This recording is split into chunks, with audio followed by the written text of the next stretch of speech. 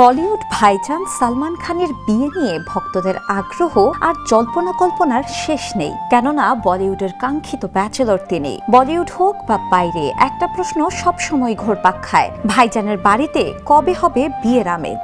অবশেষে সেই অপেক্ষার অবসান ঘটিয়ে ভাইজানের বাড়িতে বিয়ের সানাই।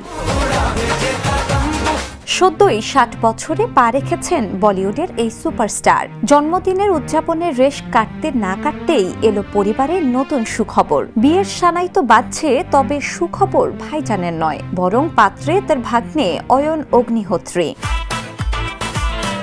জানা গেছে সালমান খানের বোন অলভিরা খান অগ্নিহোত্রী ও অভিনেতা অতুল অগ্নিহোত্রীর ছেলে অয়ন অগ্নিহোত্রী খুব শীঘ্রই বিয়ে করতে চলেছেন। দীর্ঘদিনের প্রেমিকার সঙ্গে নতুন জীবন শুরু করবেন তিনি। ইতোমধ্যেই তাদের বাগদান সম্পন্ন হয়েছে।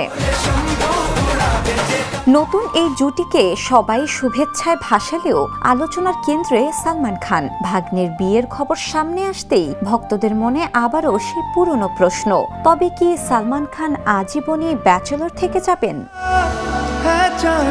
শিলা ইসলাম, দ্য নিউজ।